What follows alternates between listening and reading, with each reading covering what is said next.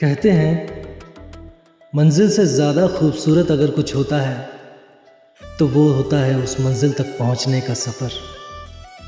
इस बार हमने पहाड़ों का नहीं बल्कि भारत के सबसे शाही और सुनहरे राज्य राजस्थान का रुख किया।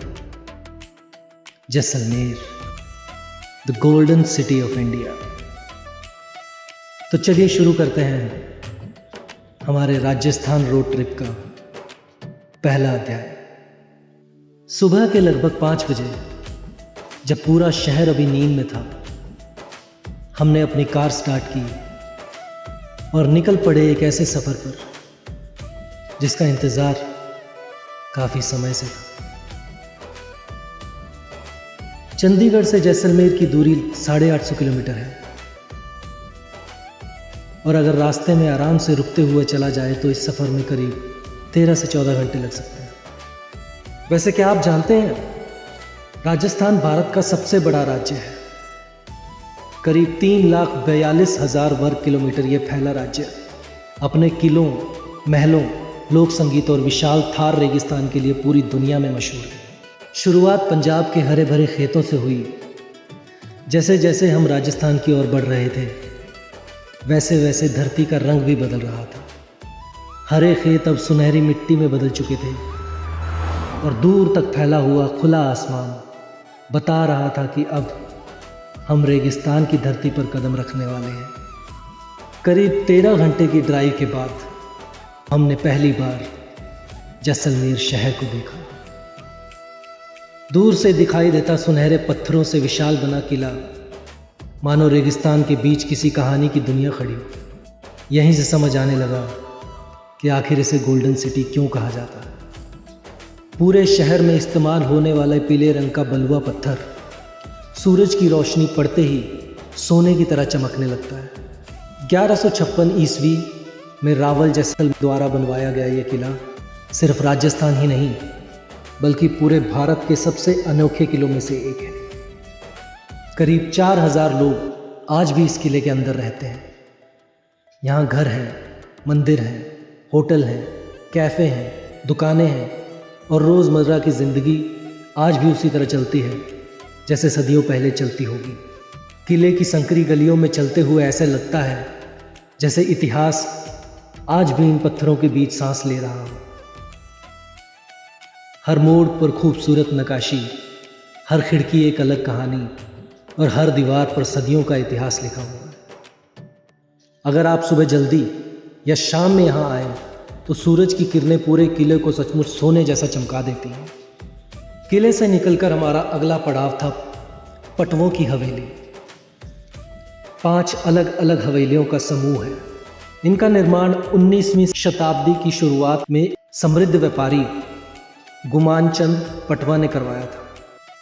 उस समय ये व्यापारी रेशम, मसालों और कीमती सामान के व्यापार से जुड़े हुए थे और उनकी समृद्धि इन हवेलियों की हर दीवार पर साफ साफ दिखाई देती। पत्थर पर की गई इतनी बारीक नक्काशी देखकर यकीन ही नहीं होता कि ये सब बिना किसी आधुनिक मशीन के बनाया गया होगा। रेगिस्तान में पानी की कीमत क्या होती है इसका अंदाज़ा आपको गड़ीसर झील देखकर हो जाएगा। आज भले ही ये एक खूबसूरत पर्यटन स्थल हो, लेकिन कभी यही झील पूरे जैसलमेर शहर के लिए पानी का मुख्य स्रोत हुआ करती थी। 14वीं शताब्दी में महारावल गढ़सी सिंह द्वारा बनवाई गई ये झील उस समय इस शहर की जीवन रेखा थी। किसी भी शहर को सच में जानना हो तो उसकी गलियों में पैदल घूमना ज़रूरी है।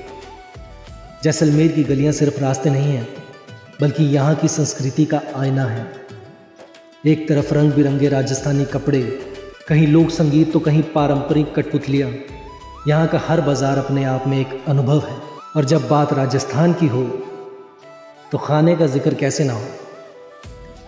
दाल बाटी चूरमा, कचौड़ी, मिर्ची बड़ा और मलाईदार लस्सी, यहाँ का हर स्वाद राजस्थान की मेहमान नवाजी की तरह दिल खोल कर परोसा जाता है। अगली सुबह नाश्ता करने के बाद हम निकल पड़े भारत पाकिस्तान की सीमा की ओर। सबसे पहले दर्शन किए तनोट माता मंदिर के। मान्यता है कि 1965 के युद्ध के दौरान पाकिस्तान द्वारा यहाँ दागे गए कई बम माता तनोट के आशीर्वाद से फटे ही नहीं। आज भी उन निष्क्रिय बमों को मंदिर परिसर में संभाल कर रखा गया है, जो इस स्थान की आस्था और इतिहास दोनों की गवाही देते हैं। इसके बाद कुछ सफ़र तय करके हम पहुंचे लोंगेवाला युद्ध स्थल। यही वो ऐतिहासिक रणभूमि है जहां 1971 के भारत पाक युद्ध में केवल 120 भारतीय सैनिकों ने मेजर कुलदीप सिंह चांदपुरी के नेतृत्व में पाकिस्तान की सैकड़ों सैनिकों और दर्जन टैंकों वाली विशाल सेना को पूरी रात रोके रखा। अगली सुबह भारतीय वायुसेना के साथ मिलकर इस लड़ाई ने इतिहास रच दिया। आज भी यहां खड़े होकर हर भारतीय का सर गर्व से ऊंचा हो जाता है। इस गर्व और सम्मान की भावना को अपने दिल में लेकर इन वीरों को नमन करते हुए हम आगे बढ़े थार रेगिस्तान के दिल सैम सैंड ड्यून्स की ओर। शाम होने से पहले हम अपने डेजर्ट कैंप में पहुंच चुके थे। सुनहरी रेत के बीच बसे ये लग्जरी टेंट्स किसी अलग ही दुनिया का एहसास करा रहे थे। थोड़ी देर आराम करने के बाद आखिरकार वो पल आ गया जिसका हमें सबसे ज़्यादा इंतज़ार था, थार के अताह रेगिस्तान को करीब से महसूस करने का।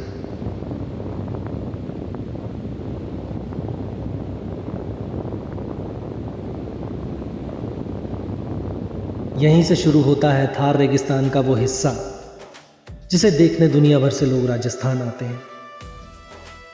जहां तक नजर जाए बस सुनहरी रेत और खुला आसमान। पहली बार इतने विशाल रेगिस्तान को सामने देखकर कुछ पल के लिए शब्द ही नहीं निकलते। रेगिस्तान की पहचान सिर्फ उसकी रेत नहीं बल्कि उसके ऊंट भी हैं। आज भले ही एक पर्यटन गतिविधि हो, लेकिन कभी यही ऊंट राजस्थान की असली जीवन रेखा थे। व्यापार, यात्राएं, सामान की ढुलाई सब कुछ इन्हीं के सहारे होता था। इसी वजह से इन्हें शिप ऑफ द डेजर्ट भी कहा जाता है। धीरे धीरे सूरज पश्चिम की ओर ढलने लगा और कुछ ही मिनटों में पूरा रेगिस्तान सुनहरे से नारंगी और फिर हल्के लाल रंग में बदल गया।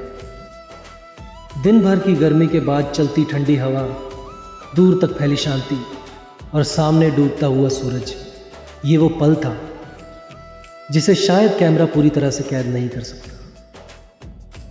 थार के रेगिस्तान में जीप सफारी और ऊंट की सवारी, ये अपने आप में एक अलग अनुभव था। लेकिन राजस्थान की शाम यहीं ख़त्म नहीं होती। सूरज ढलते ही शुरू हुआ लोक संगीत, कालबेलिया नृत्य, ढोलक, खड़ताल और मंगनियार कलाकारों की आवाज़, जिसने पूरे माहौल को जीवंत बना दिया। राजस्थान की संस्कृति सिर्फ किताबों में नहीं बल्कि उसके संगीत और लोगों की मुस्कुराहट में बसती है।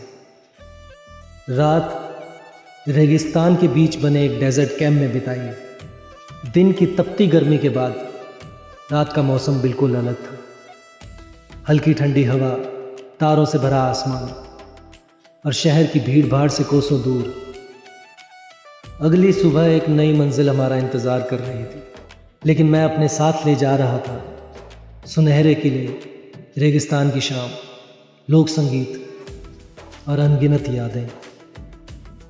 अगर आपको हमारा ये सफ़र पसंद आ रहा है तो वीडियो को लाइक करना मत भूलिए, चैनल को सब्सक्राइब कर लीजिए और मिलते हैं राजस्थान की अगली कहानी जोधपुर। तब तक के लिए खम्मा गणी।